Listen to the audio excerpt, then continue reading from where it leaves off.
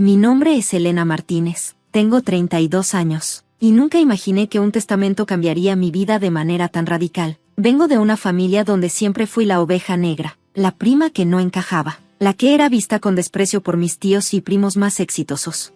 Mi tío Ricardo Fernández era un empresario reconocido, dueño de una cadena de hoteles que se extendía por toda Latinoamérica. Era conocido por su dureza en los negocios y su aparente desinterés por la familia. A pesar de ser multimillonario, mantenía distancia con todos nosotros, incluyéndome.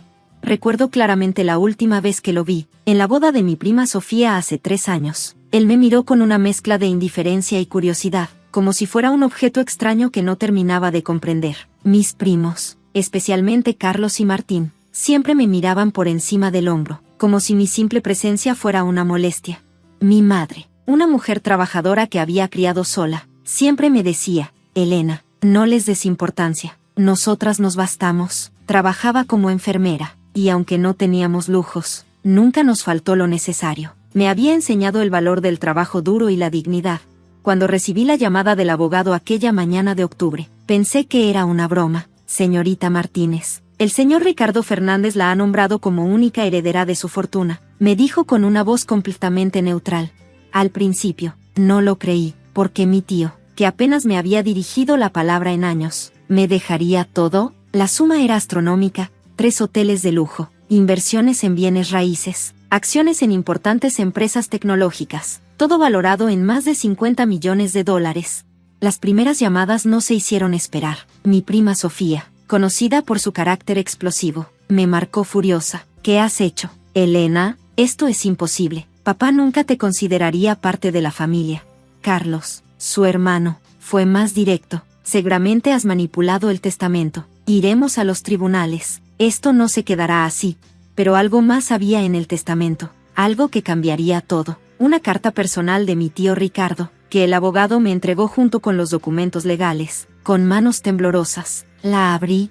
La carta de mi tío Ricardo era un documento que revelaría secretos familiares profundamente enterrados. Con manos temblorosas, desdoblo el papel y comienzo a leer. Querida Elena, si estás leyendo esto, significa que he fallecido y que mi decisión de dejarte todo mi patrimonio ha sido confirmada. Lo que estoy a punto de revelarte cambiará completamente tu comprensión de nuestra familia.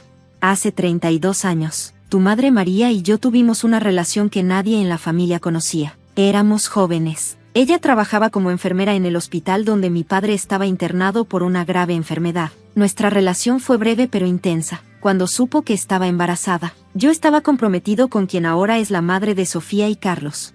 Presioné a María para que guardara el secreto. Le ofrecí dinero para que me dejara fuera de la ecuación. Ella, con su orgullo y dignidad, rechazó cualquier tipo de compensación económica. Me advirtió que nunca buscaría nada de mí y cumplió su palabra.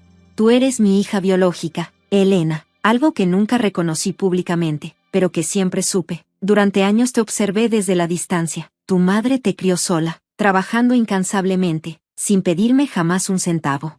Mi familia nunca supo de tu existencia. Sofía y Carlos crecieron creyendo que éramos una familia perfecta, sin saber el secreto que yo guardaba. Por eso ahora te dejo todo, no como una compensación, sino como un reconocimiento tardío de mi responsabilidad.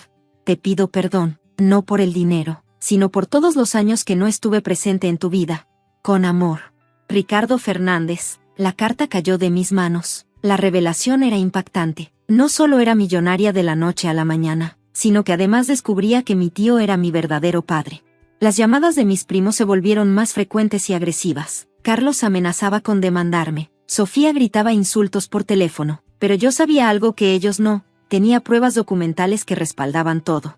El abogado, un hombre de unos 60 años llamado Ernesto González, me explicó los detalles legales. El testamento estaba blindado. Cualquier intento de impugnarlo fracasaría.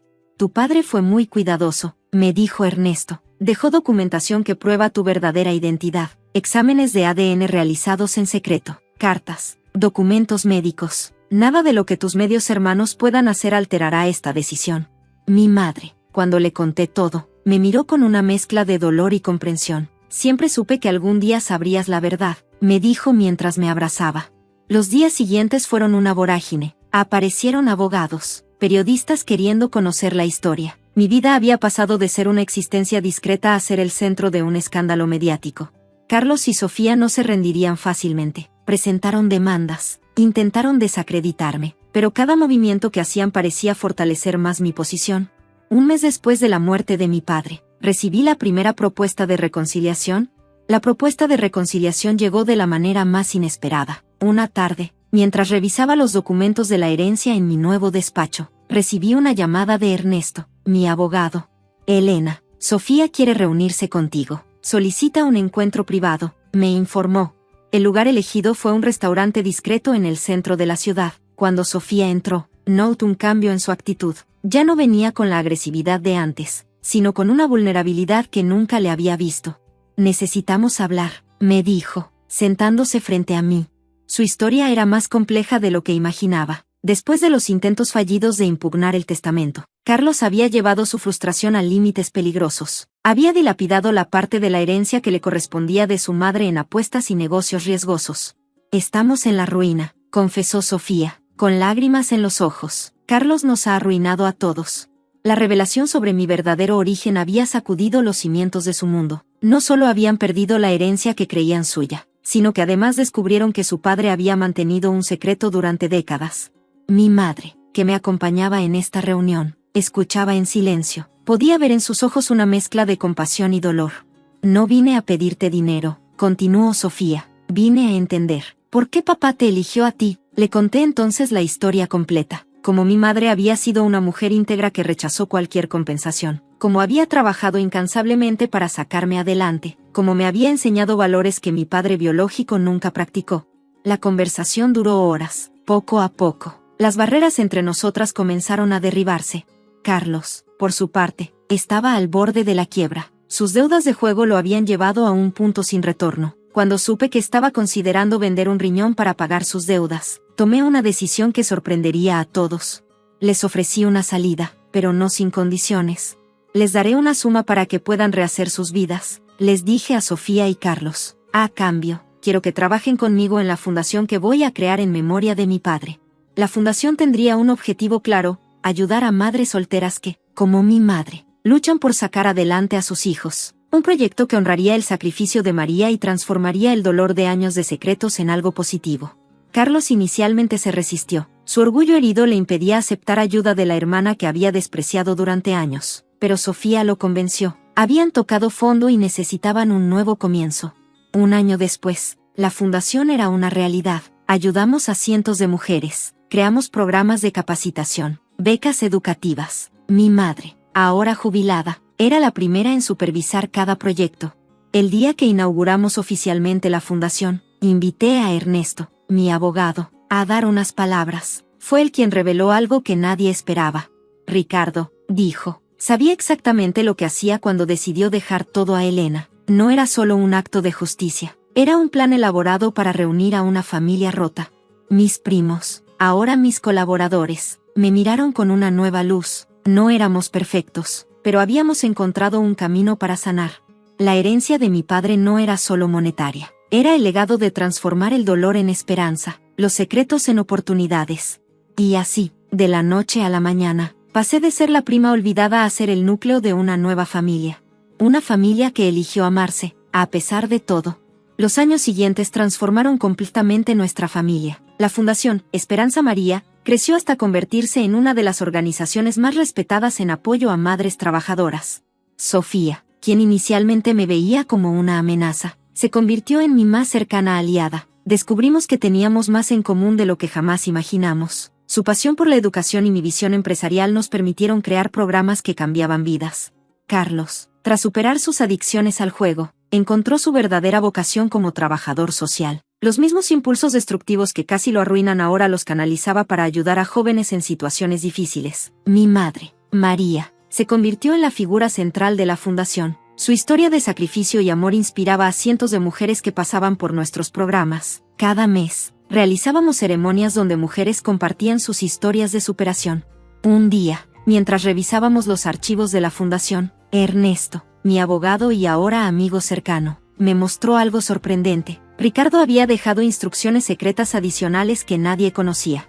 Hay una cuenta bancaria especial, me dijo Ernesto, con instrucciones muy específicas. Solo puede ser utilizada para un propósito que él consideraba fundamental. La suma era considerable, $10 millones destinados específicamente a crear un centro de formación para mujeres emprendedoras en la región más pobre de nuestro país. Mi madre lloró cuando le conté. Tu padre, me dijo, siempre quiso hacer algo grande, pero el miedo y los convencionalismos sociales se lo impedían. La construcción del centro tomó 2 años. Lo ubicamos en una zona rural donde las oportunidades para las mujeres eran prácticamente inexistentes. Ofrecíamos formación técnica, apoyo psicológico y microcréditos para pequeños negocios. Carlos se especializó en el programa de inclusión para jóvenes. Sofía desarrolló el área educativa. Yo me encargué de la estructura administrativa y las conexiones empresariales. Nuestros medios hermanos, que inicialmente nos veían como competencia, comenzaron a entender que nuestro trabajo iba más allá de los intereses personales. La prensa comenzó a hablar de nosotros, no como el escándalo familiar que habíamos sido, sino como un ejemplo de transformación y reconciliación. En el 5º aniversario de la fundación, invitamos a todos los beneficiarios. Más de 500 mujeres llegaron, cada una con una historia de resiliencia, cada una representando un sueño cumplido. Mi madre, ya con canas, me miraba con orgullo. Nunca imaginé, me decía, que el dolor podía transformarse en algo tan hermoso. Ricardo, aunque ya no estaba, había logrado su último y más importante proyecto, reunir a una familia rota y crear un legado de esperanza.